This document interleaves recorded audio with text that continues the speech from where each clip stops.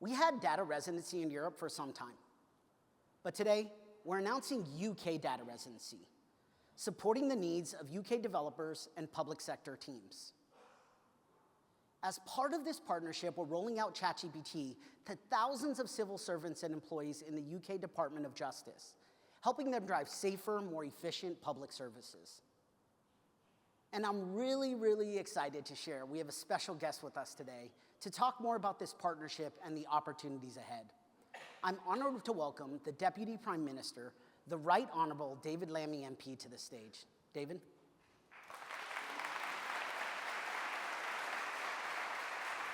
Thank you, David.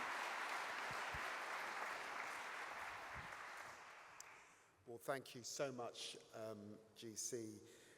Very grateful. I was given the opportunity to speak at this conference, and of course I jumped at it. I jumped at it because I believe with absolute conviction that AI has brought humanity to a new technological frontier, one with the power to transform how we live, how we work, and of course how we govern. We stand then at the edge of something quite vast, something that Sam Altman arrested a gathering of leaders with a few years ago when he said that he believed that AI was like the invention of fire for human beings, something that will shape the destiny of our nations and certainly the British people and the daily lives of every citizen on this planet. As Foreign Secretary, technology was at the heart of my approach. I announced plans in January for an upgraded data science team to inform diplomatic work at that stage and liberate our diplomats from their desks so that they could spend more time immersed in their posts, and announced a counter-hybrid task force so that diplomats could be ready for a new age of technology-driven subterfuge, particularly. And in a speech back in Singapore in July, I called AI a paradigm shift in power, one that will reshape geopolitics, recast economics, and determine who projects influence in the world. We know that our adversaries will use any edge to undermine open societies, sadly to entrench repression and spread disinformation. We also know that organized crime is also utilizing AI models to turbocharge their scams and get rich quick at the expense of victims, particularly in large and small. And we also know that both rogue states and rogue traders have one simple goal: to hoard power and wealth in the hands of a limited few. But now, as Deputy Prime Minister, with a cross-government view, looking right across government, I'm even more convinced that governments and corporations who seize AI faster and more robustly will surge ahead, and those that hesitate will fall very quickly behind. I'm also convinced that if used well, emphasis on used well, AI can help to rebuild trust in the state, badly needed, trust in our politics, delivering what people really want. Shorter waits, fewer errors, lower costs, and better outcomes. But if we want to achieve all that and ensure Britain continues to lead in the world, we must make AI operational. We're moving fast. I'm proud that we have one of the most ambitious AI agendas in the world. Just look at the Prime Minister's AI Opportunities Action Plan, a bold, blueprint for making the UK a global leader in AI. Our landmark multi-billion-pound tech prosperity deal signed with the United States, the key underpinning of that just last month, and a rollout of AI growth zones, serving as hotbeds of AI development and creating jobs across the country so that every region benefits from this technology. Tech pioneers agree that we are leading the world on this. Jensen Huang, the co-founder of NVIDIA, said recently that the UK is on its way to becoming an AI superpower. But to operationalize AI for the greater good, we must begin with a clear diagnosis. What is going wrong, particularly with our public services? And the reality is this: parts of our bureaucracy have become bloated, they've become too expensive, they've become too unproductive, to the point that too often they fail to meet the needs of the people that they're meant to serve. And let's be frank, public sector productivity is still lagging, certainly behind pre-pandemic levels, and that's not good for anybody. It's certainly not good for the people of our country. AI in this sense can be transformational, and I don't say that simply with hopeful optimism. I say that because of what AI is already achieving in the public sector, both on the system-wide level and at the very front line of service delivery. So let me start with AI Consult, a fantastic tool which analyzes responses to public consultations in a fraction of the time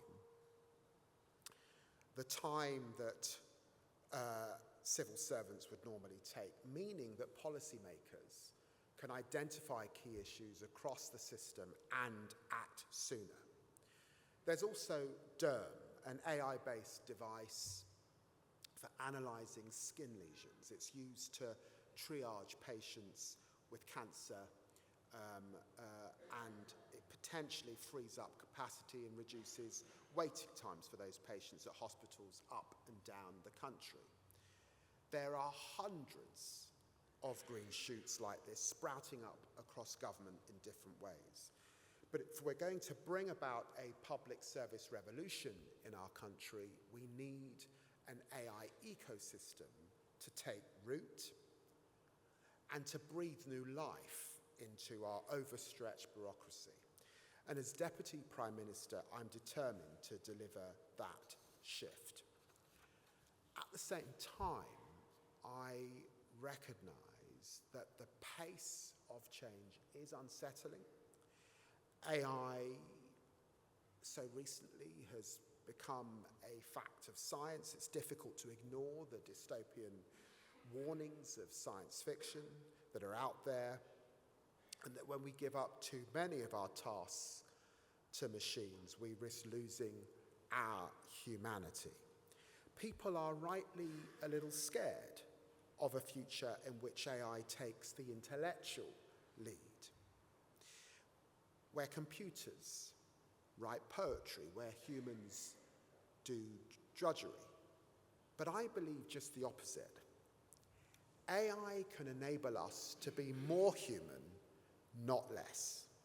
Let me just take an example from my own department, which is taking the lead in Whitehall at putting AI to the service of the public. The probation service. This is a really important service, working with offenders, working with prisoners right across our country, in every neighbourhood, every community, attempting to help prisoners and offenders turn around their lives, reform, and lead productive lives. The probation service is currently trailing something called Justice Transcribe, one of the AI exemplars sponsored by the Prime Minister.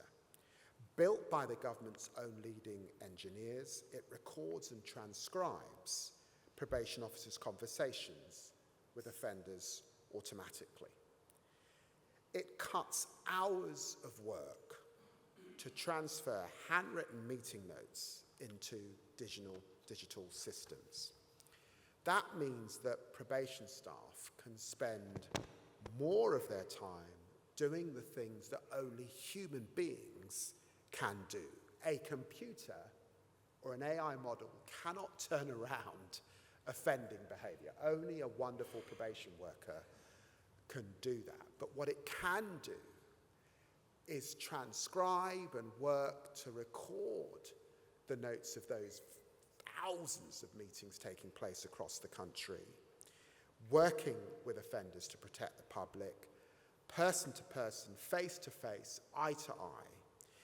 And in fact, 80% of probation officers surveys said it improved engagement with offenders, making it easier for them to read important changes in body language and tailor their approach to meet particular needs. This kind of technology frees probation officers to do the things that they signed up for, which is effectively changing lives, cutting crime, and protecting the public.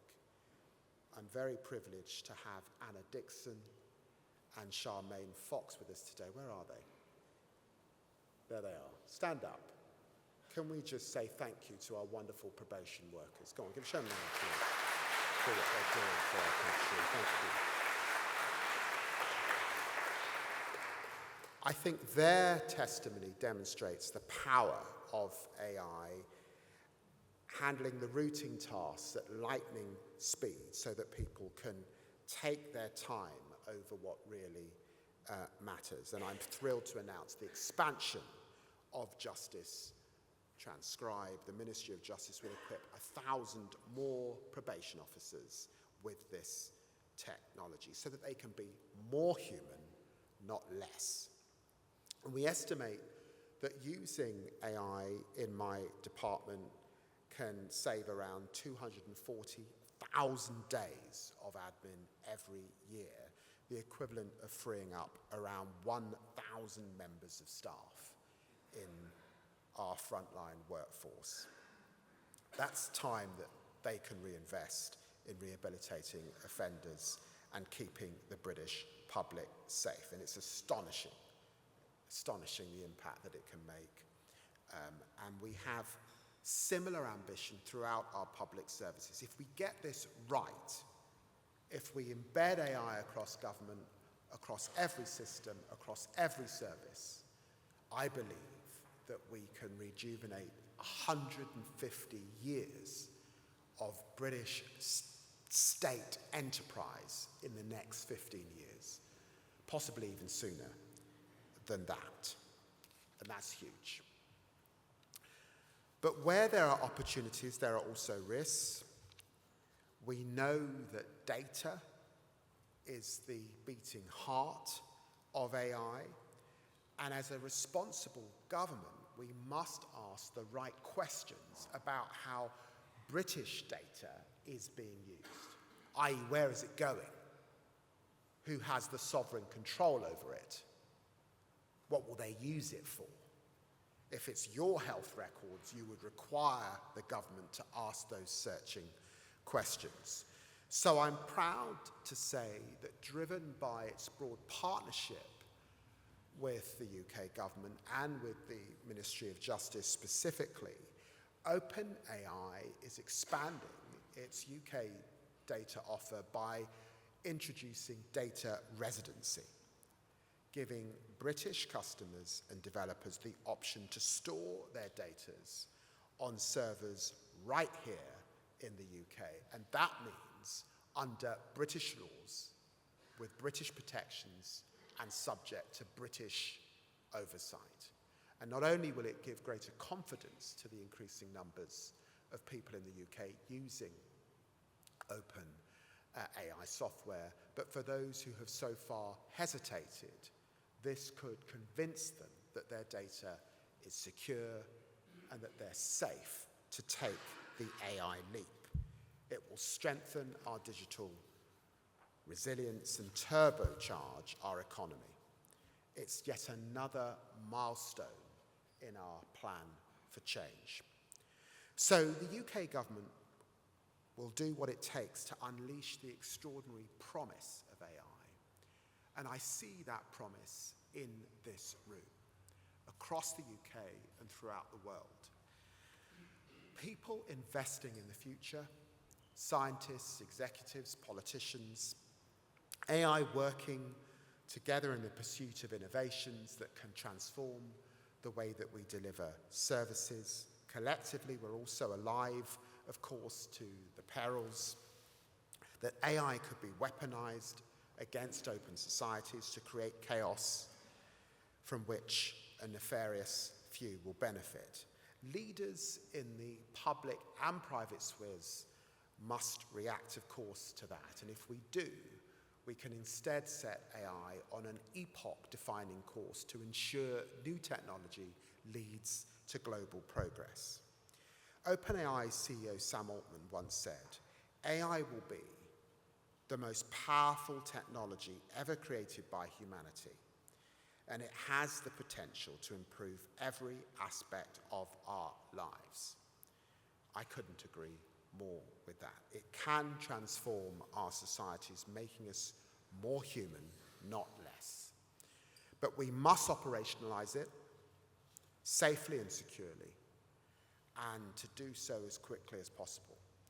I'm convinced that the partnerships we're building today can ensure AI secures a better tomorrow, and we can expect the UK government's full support, with each of us playing our role in that endeavour. Thank you so much for listening to me this morning.